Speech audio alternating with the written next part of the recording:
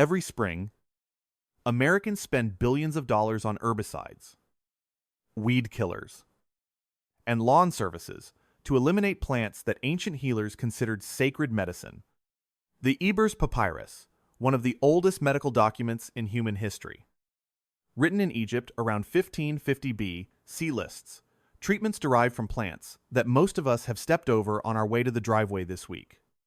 Roman legionaries carried them on military campaigns.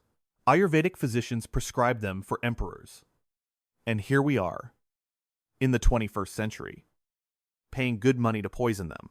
Today, we're counting down 13 backyard weeds that have been quietly offering themselves to you, season after season. For free plants that ancient civilizations on 3 different continents independently recognized as some of the most valuable things growing out of the ground. Number 13 will surprise you.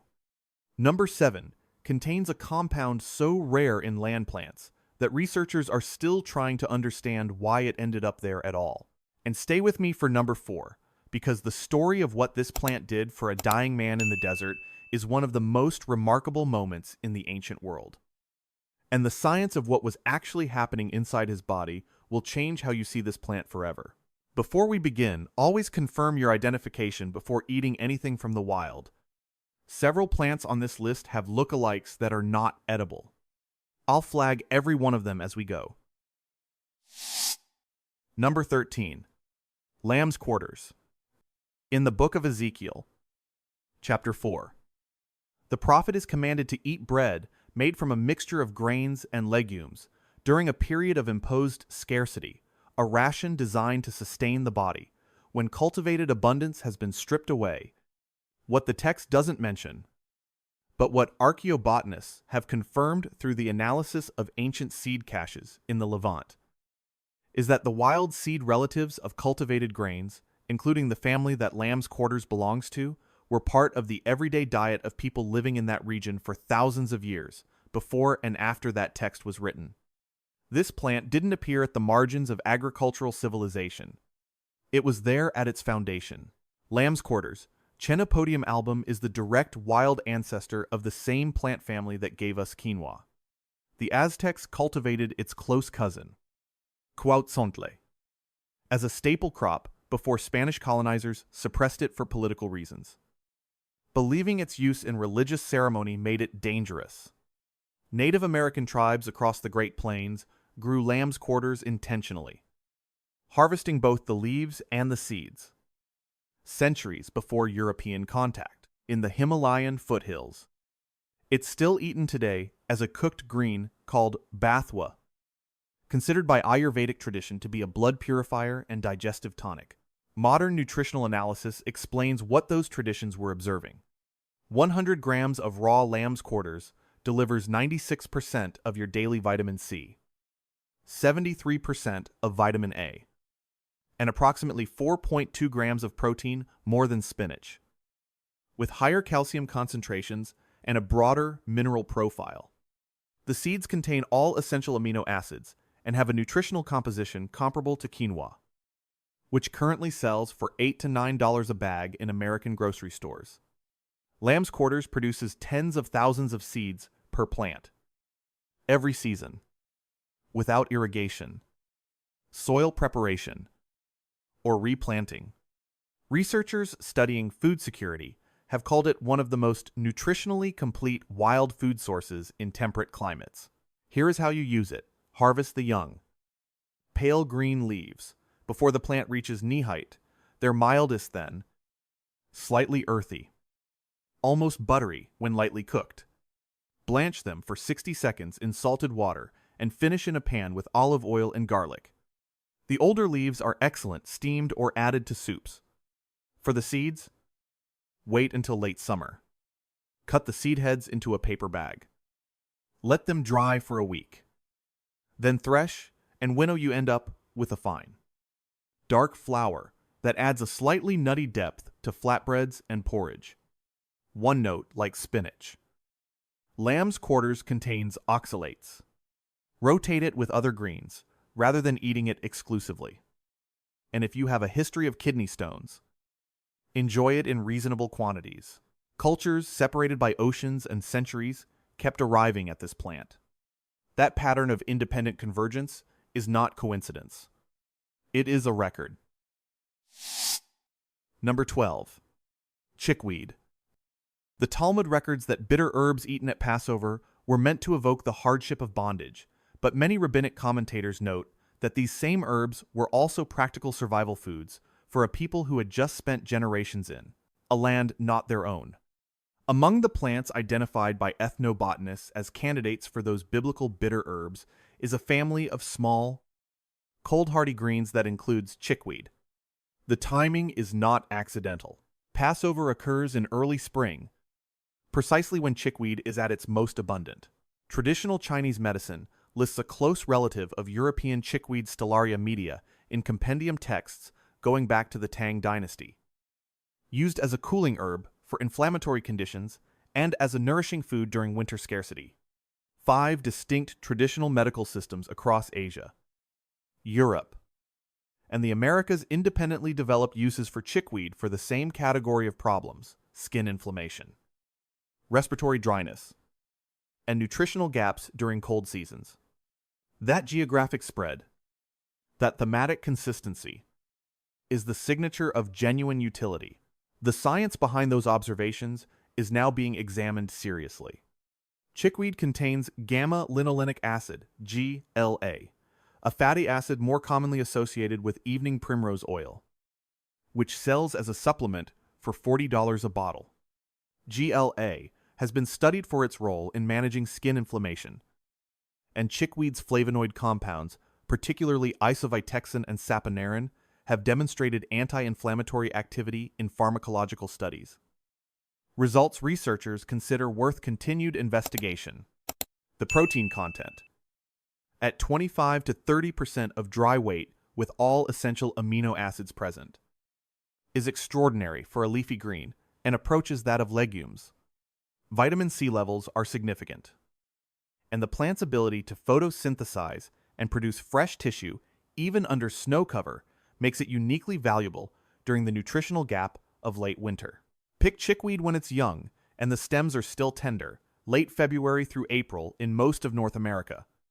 The flavor is mild and slightly sweet, genuinely pleasant raw in salads or folded into grain dishes. It wilts quickly, so eat it fresh or refrigerate between damp paper towels. For skin use, the traditional method is simple. Crush a handful of fresh leaves into a rough paste and apply directly to irritated skin. The cooling sensation is immediate. The science of why its mucilaginous compounds, combined with its flavonoids, is still being characterized. But the effect has been consistent across enough independent traditions to take seriously. The ancient world didn't have controlled trials. It had the accumulated observation of people who couldn't afford to be wrong. Number 11. Broadleaf plantain. Plantago major appears in the Anglo-Saxon herbarium of the 9th century as one of the 9 sacred healing herbs, a list that functioned as the complete pharmacopoeia of early medieval Northern Europe. The text names it waybread, meaning the bread of the road, because it grew wherever humans walked. Native Americans observing European settlers arrive and spread across the continent named it white man's footprint, not as an insult, but as an accurate botanical observation. Wherever colonizers disturbed soil and created paths, this plant followed, almost as if attached to them. Chinese pharmacopoeia texts from the Han Dynasty, roughly 2,000 years ago, list Che Chien Sao, the Chinese name for plantain, as a treatment for urinary complaints, coughs, and inflammation. Dioscorides, the Greek physician whose botanical compendium was the foundational medical text of the Roman Empire, describes plantain as useful for wounds and abscesses. The same plant, the same applications, documented independently in texts from opposite ends of Eurasia. Allantoin, one of the active compounds in plantain leaves, has been studied for its ability to stimulate cell proliferation, which is the process of new tissue formation in healing wounds.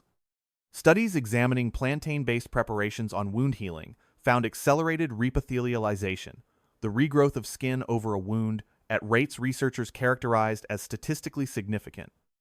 Ocubine, another compound, has demonstrated antimicrobial activity in laboratory settings. The seeds that grow on plantain's tall spikes are rich in soluble fiber that is chemically very similar to the psyllium husk sold in products like Metamucil for $15 to $20 a bottle. Plantain seed husks are psyllium. That's not a metaphor. They're from the same genus. The preparation for external use is as simple as it gets. Crush a fresh leaf between your fingers until it's wet and press it against an insect sting, a small cut, or an irritated rash. The relief is real and usually comes within a few minutes. Young leaves can be steamed or sautéed. They're mildly bitter, similar to dandelion greens, and benefit from a splash of lemon juice and olive oil. For digestive fiber, to harvest the seed spikes in late summer when they've dried to tan and brown, strip the seeds and add them to water or yogurt. Start with a small amount and increase gradually. Don't confuse this with plantain bananas. They look nothing alike, but it bears saying. Practical medicine. Growing in the crack of your sidewalk, asking nothing in return. Number 10. Stinging nettle. In the second book of Samuel, chapter 17, David and his people are brought food, including grain, legumes, honey, and other provisions, while hiding in the wilderness of Mahanaim. Ancient commentators have long noted that the text emphasizes the nourishment of exhausted people, the restoration of the depleted. Nettle Urtica dioica was one of the most consistently used restorative plants in the ancient Near East. Jewish dietary traditions reference nettles in medicinal contexts, going back to the Talmudic period. The plant's Hebrew name, sirpadim, appears in prophetic texts associated with abandoned land, reclaiming itself the image of something thorny and stinging, pushing through the ruins of what was. A plant that persists even in total desolation.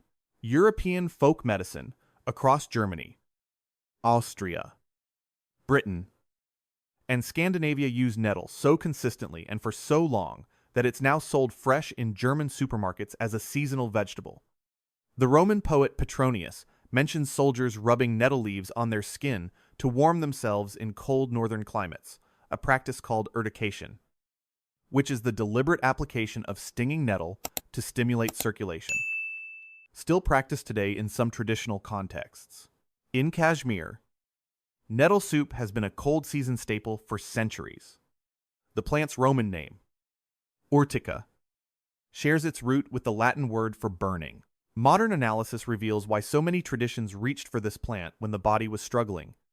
Nettle contains significant levels of iron, calcium, magnesium, potassium, vitamins A, C, K, and a range of B vitamins. A randomized controlled trial of 40 patients showed that 150 milligrams of nettle leaf extract daily produced statistically significant reductions in allergic rhinitis symptoms, runny nose, itchy eyes, sneezing compared to placebo, with results researchers interpreted as consistent with a natural antihistamine mechanism. This is thought to involve nettle's inhibition of the enzyme that converts histidine to histamine, though that mechanism is still being fully characterized. Separate research has examined nettle root extract specifically for its effects on prostate tissue, with results that European regulatory bodies have recognized as sufficient to approve its use for this purpose. Harvest with thick gloves. Blanch the leaves in boiling water for 30 seconds. The sting is completely neutralized by heat. No trace remains. Then sauté with butter, garlic, and a pinch of nutmeg. The flavor is deep and green, somewhere between spinach and kale, but richer. For tea, dry the leaves completely and steep 2 teaspoons in near boiling water for 8 to 10 minutes. Drink in the morning. If you have seasonal allergies, start a cup a day about 2 weeks before your symptoms typically begin. 2,000 years of observation. The research is now beginning to catch up. Number 9. Red clover. The prophet Isaiah, in chapter 30, describes a future of restoration in which the land becomes so fertile that even cattle will eat clover enriched with salt, a detail that reads as pastoral poetry but reflects an accurate botanical reality. Clover was a deliberate agricultural tool in the ancient Near East, planted not just as forage, but to restore depleted soils. Roman agricultural writers Pliny the Elder, Columella specifically described clover as a field restoration crop, planted between grain cycles to return vitality to exhausted land. The farmers of the ancient world understood nitrogen fixation empirically, without knowing the chemistry plant clover, and the next crop will be stronger. In traditional Chinese medicine, red clover Trifolium pratense appears in texts referencing it as a treatment for respiratory complaints and as a blood-moving herb. European herbalists, from the medieval period through the 19th century, used it for skin conditions and coughs. When European settlers arrived in North America and encountered similar-looking native clovers, indigenous traditions had already developed parallel uses. Independently, the isoflavones in red clover, particularly forminonetin, biohanin A, didzane, and genistein, have been the subject of substantial clinical research. A meta-analysis published in 2018 reviewing 10 separate randomized controlled trials found that 80 milligrams of red clover isoflavones daily for 90 days reduced hot flash frequency by 44%, compared to 16% in placebo groups. A follow-up trial found reductions as high as 75% after 4 months of use. Separate research has shown improvements in bone mineral density measurements at the spine and hip in postmenopausal women. After 12 weeks, results researchers describe as clinically meaningful. This is published peer-reviewed science, not folk tradition. The two happen to agree. Harvest the flowers when they're fully open, pink, purple, and fragrant. Let them dry on a clean cloth for 3 days. Steep 2 teaspoons in just boiled water for 12 minutes longer than most teas, because the isoflavones need time to transfer. The flavor is mild and slightly sweet, with a faint floral note. The dried flowers keep for up to a year in a sealed jar away from light. Young leaves can be eaten cooked, and the seeds can be sprouted indoors in 4 days for fresh winter greens. One important note if you are pregnant, breastfeeding, or have a history of hormone-sensitive conditions. Speak with your physician before consuming red clover regularly.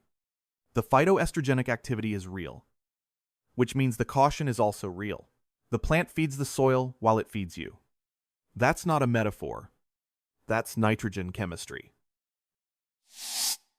Number 8. Mullein. The physician Dioscorides, whose botanical text, De Materia Medica, remained the primary medical reference of the Western world for over 15 centuries, described Verbascum thapsus, mullein, as specifically indicated for lung diseases. He was writing in the 1st century AD. Irish folk healers in the 18th century boiled fresh mullein leaves in milk and used the preparation for tuberculosis. Appalachian herbalists carried the tradition across the Atlantic and continued using it for bronchitis, coughs, and congestion well into the 20th century. 3 continents, 20 centuries, 1 consistent application. Indigenous American traditions, Cherokee, Mohegan, Potawatomi, among others, independently developed similar respiratory uses, having encountered the plant after it naturalized in North America following European contact. The plant naturalized so quickly and was so readily adopted by native healers that it became integrated into North American traditional medicine within a generation of its arrival. That speed of adoption suggests the results were observable and reliable. Mullein leaves contain mucilage, a class of complex sugars that, when moistened, form a gel-like substance that coats and soothes inflamed mucous membranes. They also contain saponins, which act as expectorants by lowering the surface tension of mucus, making it thinner and easier to clear from the airways. These 2 mechanisms, one soothing, one clearing, work simultaneously, which may explain why the plant has been described so consistently. across so many independent traditions, as specifically effective for respiratory symptoms. Modern laboratory studies have confirmed antimicrobial activity against several respiratory pathogens, and the anti-inflammatory effects of mulleins flavonoids are being characterized in current research, though most clinical evidence remains in earlier stage studies. Harvest the large, soft, silver-green leaves in the plant's first year. Before the flower stalk emerges, they contain the highest concentration of active compounds at this stage. Dry them completely in a single layer. Brew 2 heaped teaspoons in near boiling water for 15 minutes. Then, strain through a fine mesh cloth or a doubled cheesecloth. This step is critical.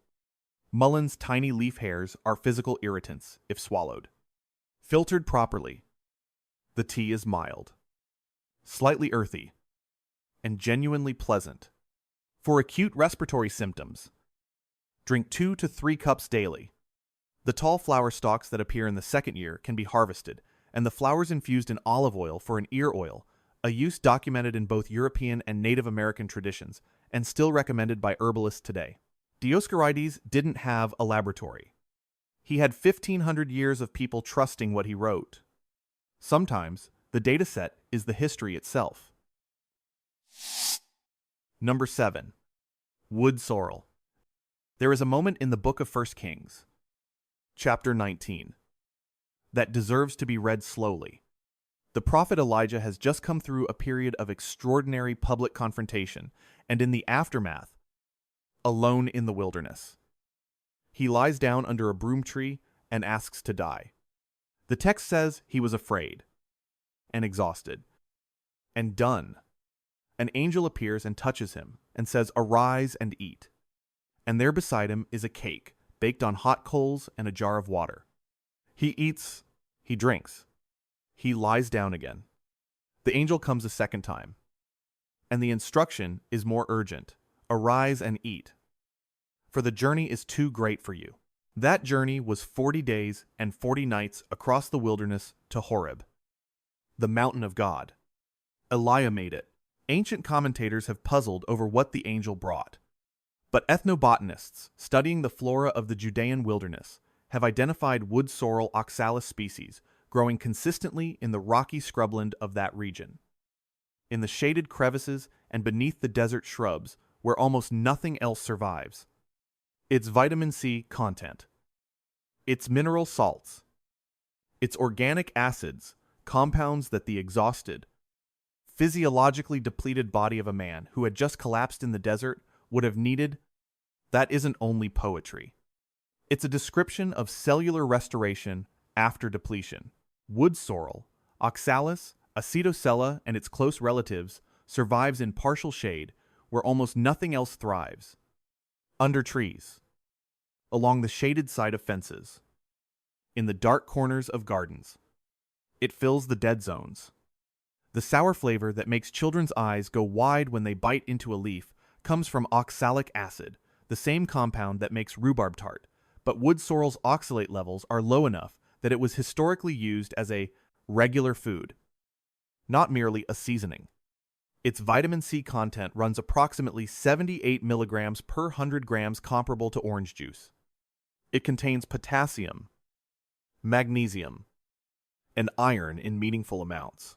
Fine dining chefs in New York and Chicago are currently paying specialty foragers for wood sorrel because of its flavor: clean, bright, and lemony. A natural acid note that replaces lemon juice in delicate preparations. Add it raw to salads as the last ingredient. Scatter the flowers over cold salmon. Use it to finish a lentil soup. The flavor fades with heat, so add it off the burner. The leaves close at night, folding together as if protecting something. Native American healers across multiple traditions called it their spring tonic. The scientific characterization is still developing, but the directional evidence is consistent with what those healers observed. If you are prone to kidney stones, gout, or rheumatoid arthritis, enjoy wood sorrel in moderate quantities rather than as a daily staple. The oxalate content, while low, is real. The angel didn't bring a supplement. The land already had what was needed. If this kind of ancient knowledge resonates with you, the intersection of scripture, history, and the science of what our ancestors already knew, hit like and subscribe right now. What's coming in the next 6 entries goes even deeper. Number 6. Wild Violet. In the Song of Solomon, Shir HaShirim, in the Hebrew, the beloved is described as moving through a field of flowers, gathering lilies and resting among the blossoms. The botanical landscape of ancient Israel included viola species, wild violets, among its flowering ground cover. And while the song's imagery is poetic rather than medicinal, the connection between violet flowers and physical care runs through multiple ancient traditions. Roman women used violet-infused preparations cosmetically. Medieval European apothecaries listed viola in their dispensaries for respiratory complaints and skin conditions. The Iroquois in North America used wild violet leaves as a food source, and the flowers in ceremonial contexts long before European contact. Persian medical texts from the medieval Islamic Golden Age, drawing on and expanding upon Greek sources, describe violet as cooling and moistening, used to calm inflammation.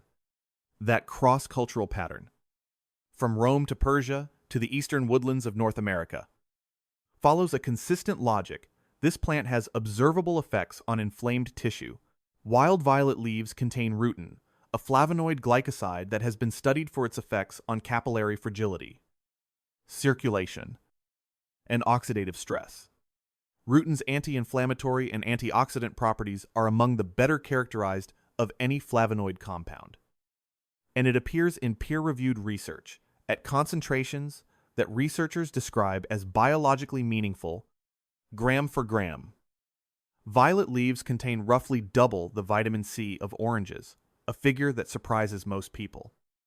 Because the leaves are small, and the plant is so easily overlooked. The flowers contain anthocyanins, the same class of pigment compounds associated with antioxidant activity in blueberries and elderberries. Specialty retailers currently sell small containers of edible violet flowers for $10 to $15 because they're a premium ingredient in fine food and cosmetic applications. Your lawn may be producing them for free. Toss fresh flowers into salads for color and a mild, slightly grassy sweet flavor. Make violet syrup by steeping a cup of flowers in just boiled water for 24 hours. Straining and adding equal weight honey, it turns a remarkable shade of purple. Use it in sparkling water, drizzled over yogurt, or as a flavoring for homemade lemonade. The leaves can be added raw to salads when young or cooked like spinach when larger. For a traditional skin application, steep a handful of flowers in warm olive oil for 3 weeks in a sealed jar on a sunny windowsill. Strain and apply to dry skin. Wild violets. Once established, spread aggressively and crowd out other weeds. Let them grow, and they do your weeding. The most beautiful plants in your yard are doing more work than you knew. Number 5. Dandelion. The Mishnah, the earliest codification of Jewish oral law, compiled around 200 AD, lists pteridin among the bitter herbs suitable for Passover, a term many scholars identify as dandelion. The context is significant. Passover bitter herbs were not merely symbolic. They were plants with known physiological effects, chosen because consuming them during the transition season of early spring aligned with the body's natural cycles of renewal. Dandelion was not randomly selected. It was chosen because it works. Ancient Egyptian medical papyri reference bitter hepatic herbs, herbs that affect the liver, as part of post-winter cleansing protocols. Chinese medicine texts from the Tang dynasty describe pugongying, dandelion, as a liver and gallbladder herb with specific applications for bile stimulation. Traditional Arabic medicine, the Unani system, lists it similarly. 3 medical traditions from 3 different civilizations, none in contact with each other at the time of their earliest writings, assign this plant to the same organ system for the same category of complaints.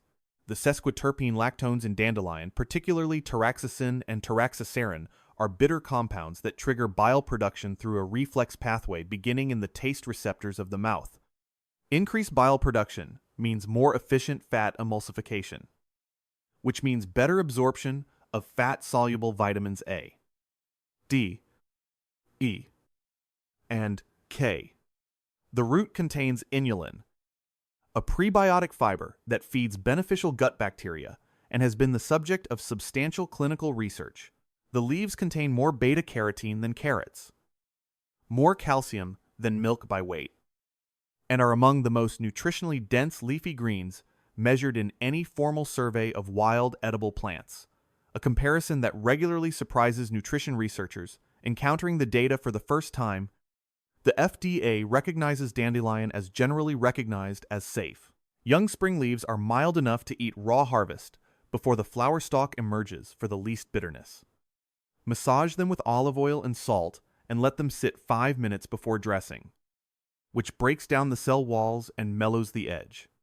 The flowers can be eaten raw, battered, and fried, or steeped into a light honey-colored tea with a faintly floral sweetness.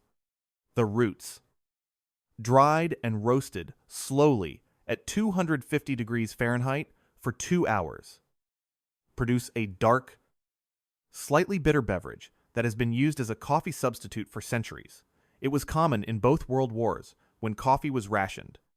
Dig roots in autumn when the inulin concentration peaks. Every part, every season. The most widely dismissed plant in the American lawn may be the most thoroughly useful. Number 4. Ground ivy.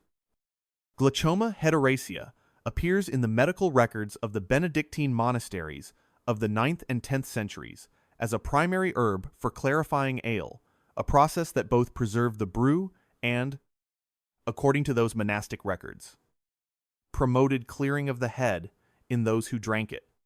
The practical application was respiratory ground ivy was used in a practice called alehoof, in which the herb was fermented into ale, specifically for consumption during cold and flu season. The word hoof in alehoof is a corruption of the Old English word for plant. This plant was so central to medieval European medicine that it had a job title. Roman naturalist Pliny the Elder, writing in the 1st century AD, mentions glaucoma as a remedy for eye inflammation and for clearing the sinuses.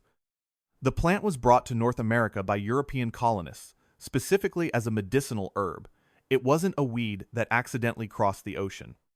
It was packed deliberately as medicine because people knew they would need it. Ground ivy contains rosmarinic acid, the same compound found in rosemary and sage, now being studied for its anti-inflammatory, antioxidant, and antiviral properties. It also contains terpenes that have demonstrated mild expectorant activity in laboratory models. Traditional use has consistently centered on the respiratory tract and the sinuses, a specificity that aligns with the rosmarinic acid mechanism. The flavonoids present, including luteolin and apigenin, are among the better studied anti-inflammatory compounds in plant pharmacology, appearing in research on conditions ranging from allergic response to neuroinflammation, with results researchers characterize as directionally consistent and worth continued investigation. Harvest the small, kidney-shaped, scallop-edged leaves in spring before the plant flowers. The flavor is at its most pleasant then, a combination of mint and sage with an earthy undertone. Steep 2 teaspoons of fresh leaves in near boiling water for 10 minutes.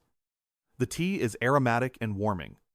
Add honey and ginger for a congestion support combination that has been used in roughly this form since at least the medieval period.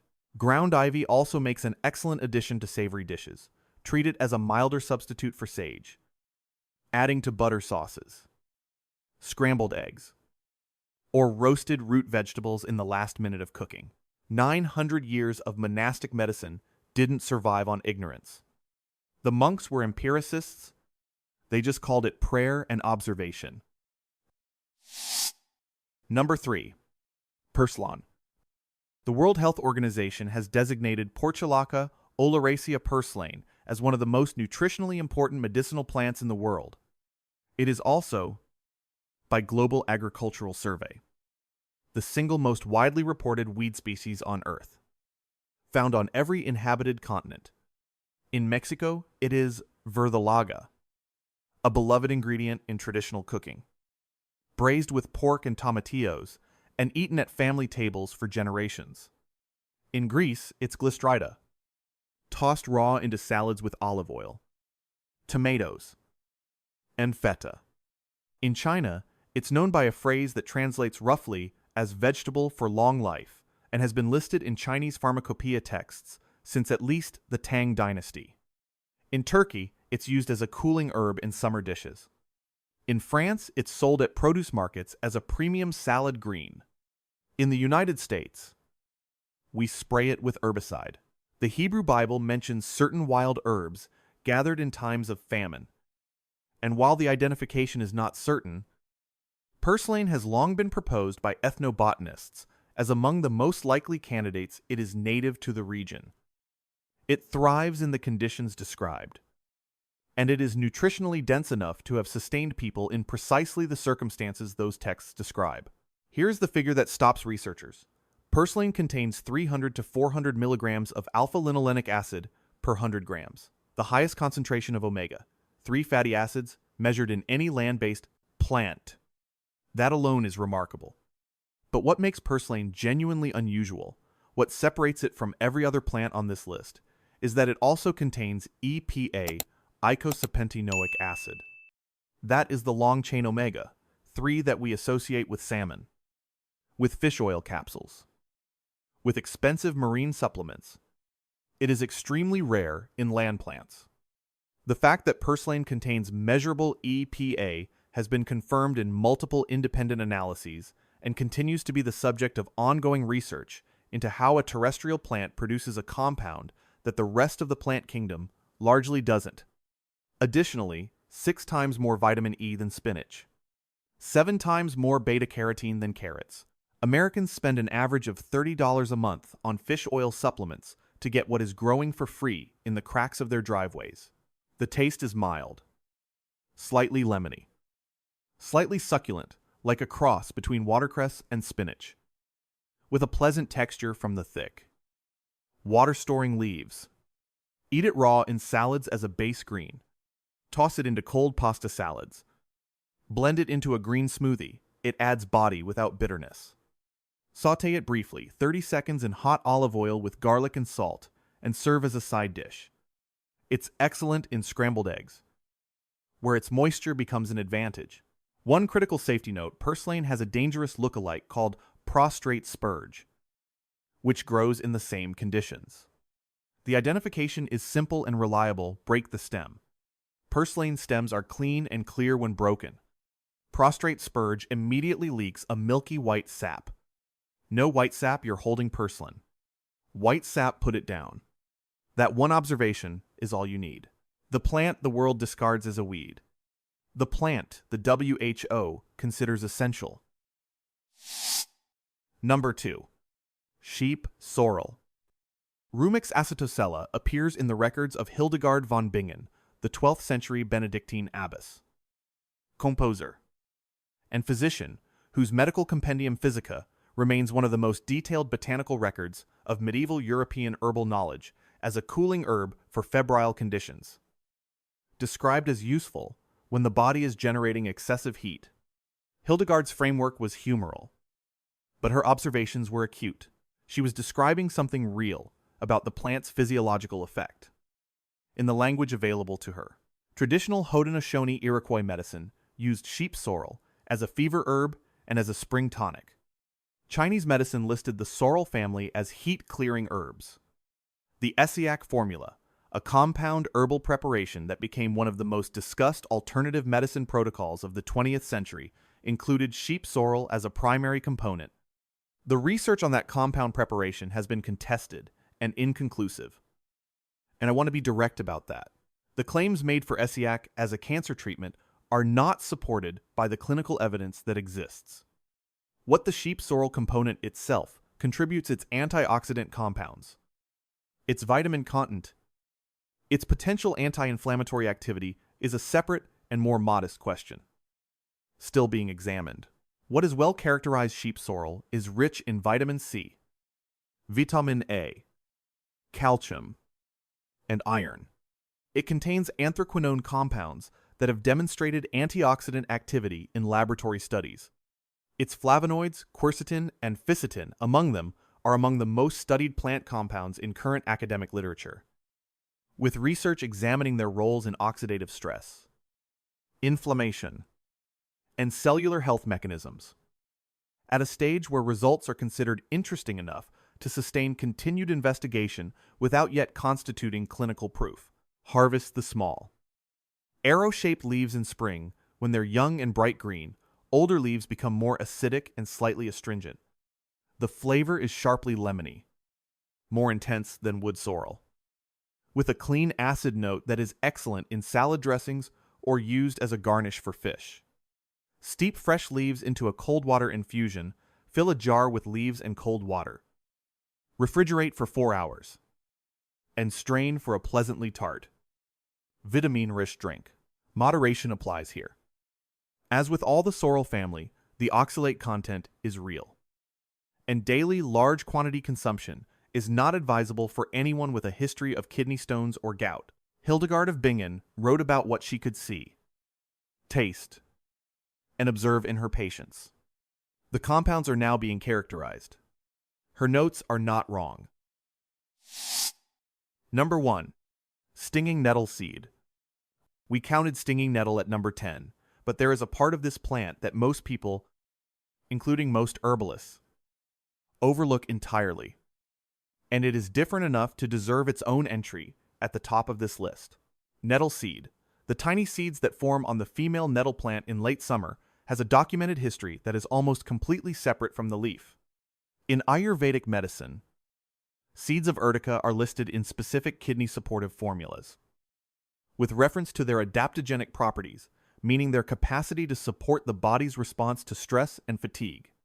Traditional European herbalists of the 17th and 18th centuries, including the English botanist Nicholas Culpeper, specifically distinguished nettle seed as a sexual restorative and kidney tonic applications that struck many later readers as mere folk superstition until researchers began examining the chemistry. Nettle seed contains compounds including the lectin urtica dioica agglutinin, along with sterols and specialized phenolics that are not present in significant concentrations in the leaves. The seed's interaction with the hypothalamic pituitary adrenal axis is the subject of current investigation in the context of adaptogenic activity, and preliminary findings suggest measurable effects on energy, kidney function markers, and stress response in animal models, with human research still in early stages.